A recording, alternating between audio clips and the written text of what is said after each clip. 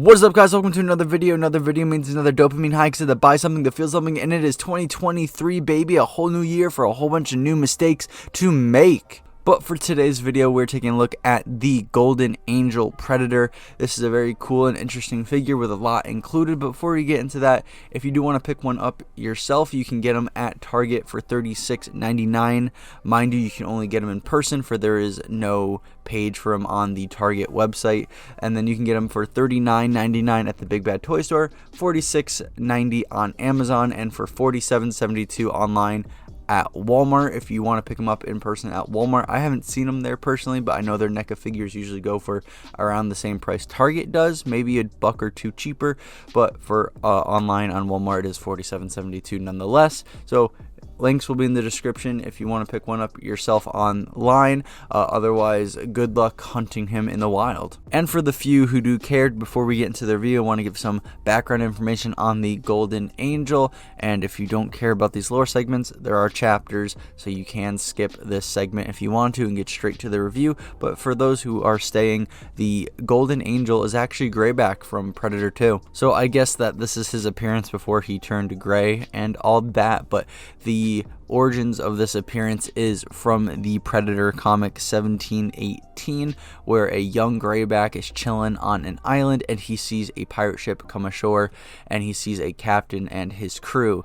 He realizes that the crew is betraying the captain because of some moral disagreements, and the captain is now fighting for his life against his entire crew, and Greyback decides to jump on in and save the captain, and the captain realizes that he was just saved by a monster who has this golden tint and considers it his golden angel.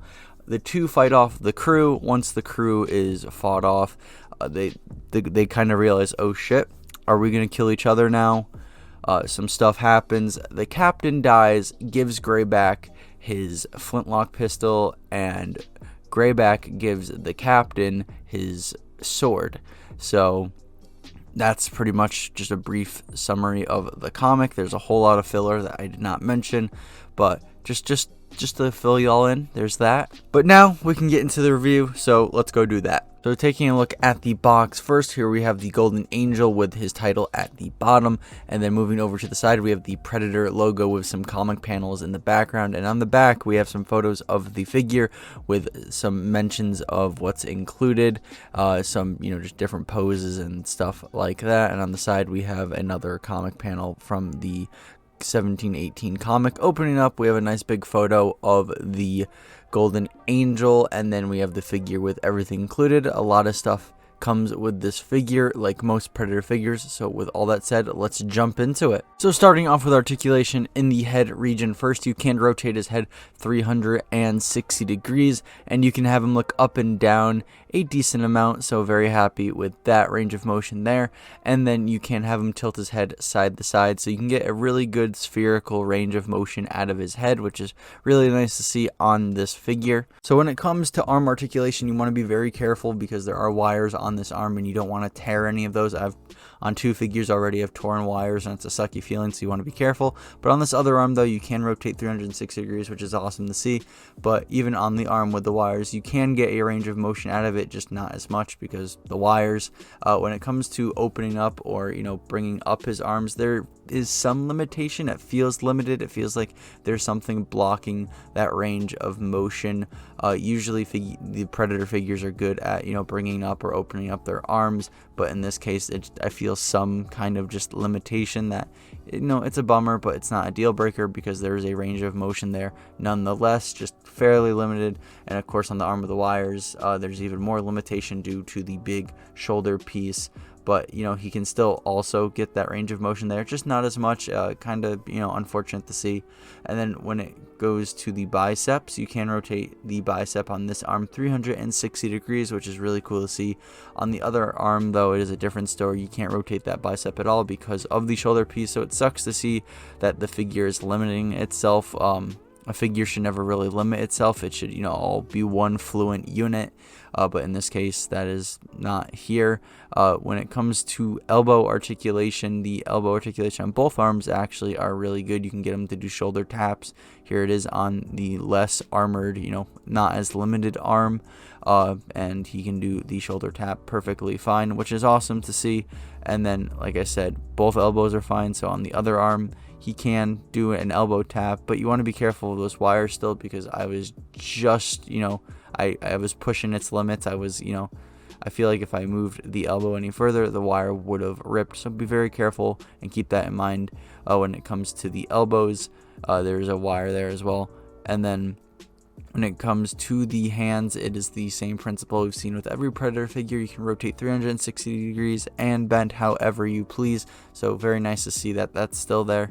And overall, it's a mixed bag with the arms, because there are some parts that do work well, and then there's just some that kind of don't. So when it comes to the torso, you can rotate it 360 degrees as usual, and then you can also rotate the upper chest as well. So you have a lot of flexibility with the torso, which is really awesome to see on this figure. And then you can have them kind of lean back and forth. Not a whole bunch, but that range of motion is still there nonetheless, and you can kind of get this pivotal, spherical range of motion.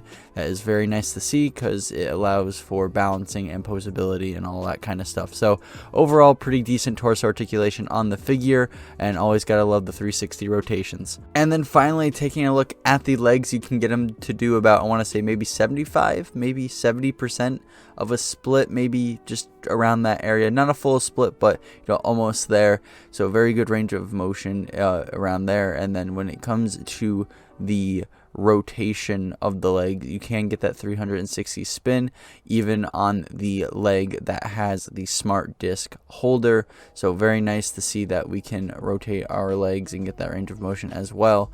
Allows for more posability and balancing. Then when it comes to bringing up his legs, you can have him do that as well. So if you want him to do any kind of kicks or have him sit down, you can do that as well. And then when it comes to the knees, you can have him do, I would say, a butt kick, but his legs are so long that he's pretty much doing a lower back kick, but he can get that range of motion and reach.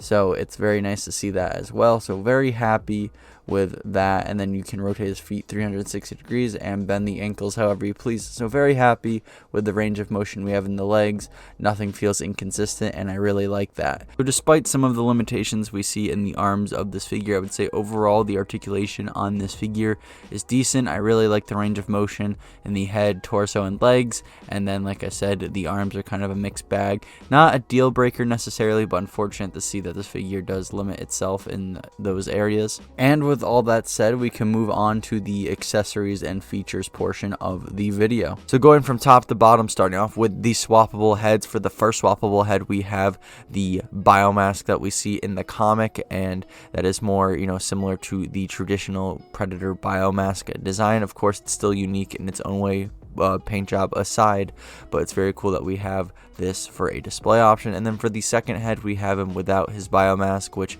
we get with pretty much all Predators if their masks just don't pop off. And of course, we get to see his beautiful face. We get to see a piercing on his mandible that dangles if you actually move it around, so that little amount of detail is appreciated and noticed. And I think it's just really cool that we have all these options to display our figure. I really like it when toy companies give us a lot of options and the freedom to do as much as we can with our figures. And then up next, we have the plasma caster. This is the shoulder mounted one that we see with the Jungle Hunter, Ahab, and etc.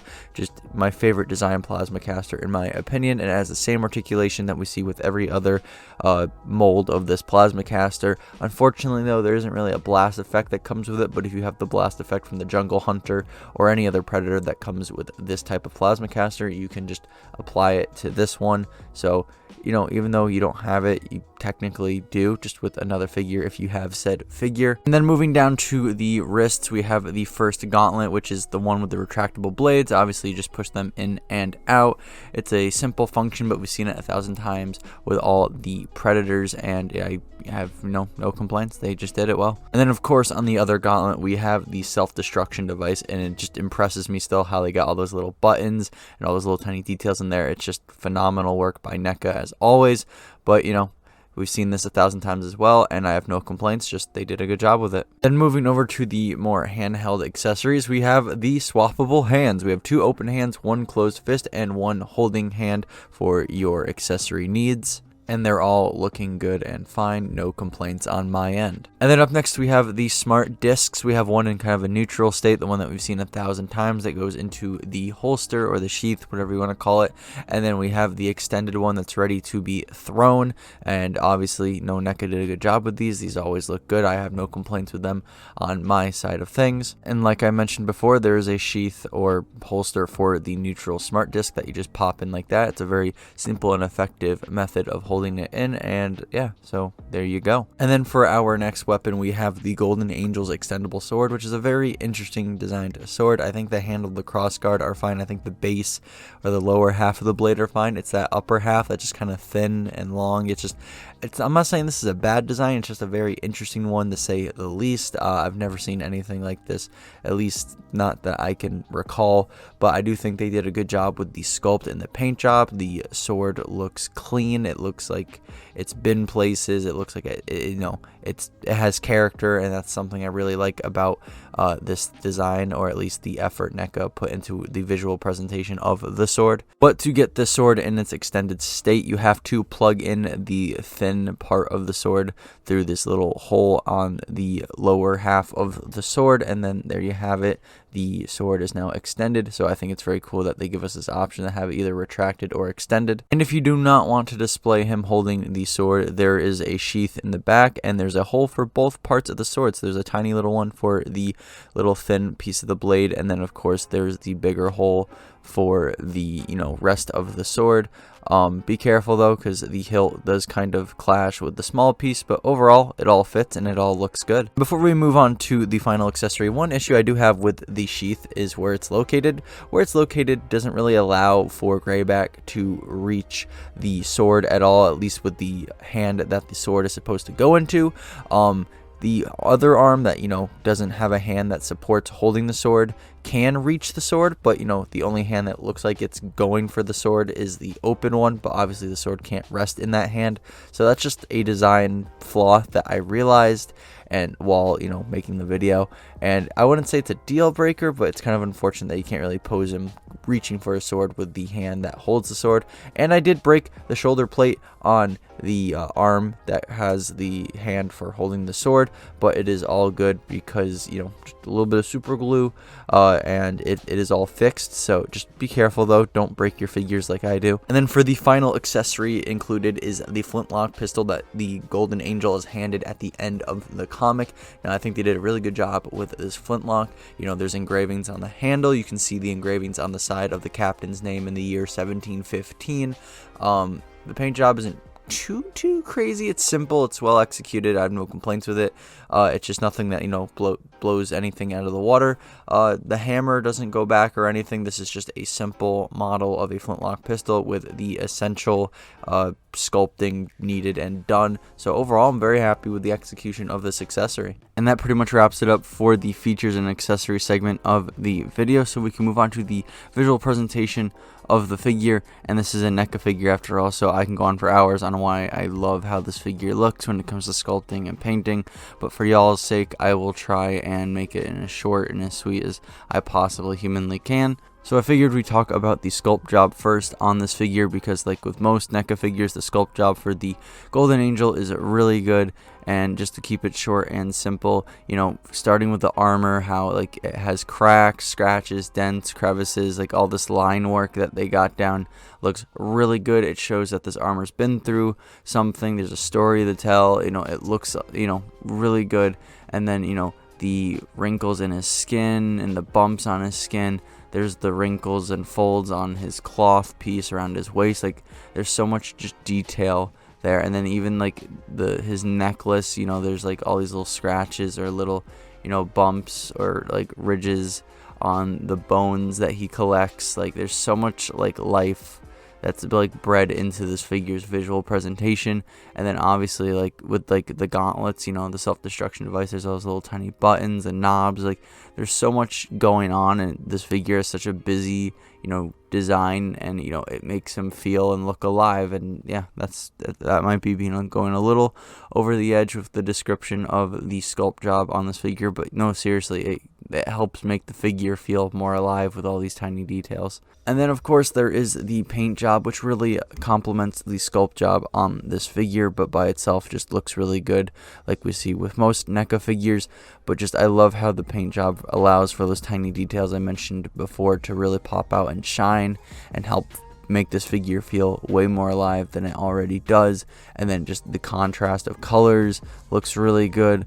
The, you know, different colors and shades of green and yellow that blend on his skin look really good. Just this figure just looks really good all around. It looks alive with, you know, the amount of details that we see on him. And then of course the colors that add an extra layer to that, just really good, and I love it. I apologize if I sounded dead during the visual presentation segment. I just woke up and started recording, but now I feel much more alive. And let's do some size comparisons to put this boy into scale. Starting off with NECA's Big Chap. Then we have Jazz wears the Spartan Collection Mark 5B. Jazz wears the World of Halo Infinite Master Chief. Then we got Hasbro's Star Wars The Black Series 13th Battalion Trooper. And finally we have McFarlane's The Doomslayer. And here we are at the turntable segment of the video. This is pretty much where I go over what I like, dislike, strengths, weaknesses, pros, cons, stuff like that, whatever you want to call it. General opinions, overall thoughts, just, you know, a discussion. And just to get that sour stuff out of the way, I like to get the cons, weaknesses, dislikes, whatever you want to call it, out of the way first. So let's do that. And in all honesty, there's only one real gripe I have with this figure, and it's the lack or limited range of motion that we have in the shoulders when it comes to bringing up or opening up his arms. I just wish that he could, you know, bring them up or open them up a little bit more. Not saying that this is a deal breaker at all, because there is a range of motion there nonetheless. I just wish there was a little bit more. And after that, I mean, you can argue that the tubes are a negative thing, but that is a part of the design. And I know I preach that a figure should never limit itself, but like this is kind of a tricky area, because like, you know, it's part of the design. It's there. We kind of have to live with it, whether you like it or not. Those tubes are a part of this figure's design. So whether you're happy or you just don't care that it limits the range of motion, it's just kind of something that we have to take with this figure. So I don't know if it's necessarily considered a con or a weakness of the figure itself, because that's just his design. You know, even before he was a figure, those tubes were there. So take what you will on that whole conversation. But yeah, no, the one gripe that I have definitely is with the lack of range of motion in the shoulders. And yeah, and then moving over to the more positive side of things with pros, strengths, like stuff like that, there's a handful of things that in my opinion, are really good about this figure. The one big obvious one is the visual presentation of this figure. You know, there's a whole segment me basically shilling why I love NECA figures and how good they look, and I know that's like a NECA standard, but comparing this to like other figures, NECA just goes the extra mile in making sure their figures look really, really good. And I can guarantee you with this figure, you're buying a really good looking figure. Then there's the overall articulation. I know there is the limitation in the shoulders that kind of, you know, I have a gripe with, but overall, like head, torso, and leg articulation is really good. I have no complaints with it. It's just, you know, I kind of wish that the shoulders were good, so I could say overall, all around, he has a really good range of motion. But I can only say in the parts that aren't his arms, you know, really good articulation there. And then the amount of accessories that we get with this figure, I know that this is also like a NECA standard, so I wouldn't say this does anything new in the terms of NECA figures, but you know, when comparing this to other, you know, action figure companies, this guy comes with a lot of accessories, and that's just really awesome to see. We get swappable hands, swappable heads, we get all these options and just all this variety that allows us to have the freedom to display our figure however we want to. And I really love that, and I really love seeing that in action figures, especially when it's, you know, something that they normally don't do. But the NECA gods have said that is going to be the norm, and I absolutely love it. And if there's anything I would want to change or improve upon this figure, it would obviously be the shoulders. After that, I think that this is a pretty well-rounded figure in the terms of visual presentation, feel for the most part, and the amount of goodies we get with him. And yeah, that's pretty much all I have to say about this figure. I'm very happy with how he turned out for the most part, and I do recommend picking this figure up if you have the chance to. It comes with a lot of cool accessories. He's very cool looking, and for the most part feels really good to play around with. And yeah, so if you have this figure already, please tell me down below, do you like or dislike this figure, why or why not? And yeah, let's move on to the outro. So if you did like this video, a like and a subscription would be awesome. You don't have to comment because that's a lot of effort. I get it, moving those fingers hurt, but if you do want to discuss or branch off anything I said in the video, you're more than welcome to. I love talking about this stuff. I will most likely reply to your comments, and don't worry about the bell. We both know that shit is broken. And if you want to see more content like this, there's plenty of it on the channel. I review a bunch of NECA stuff. I also do Halo and Star Wars stuff as well. So if any of that interests you, you're more than welcome to go check that out. And I hope you have a great day and stay hydrated.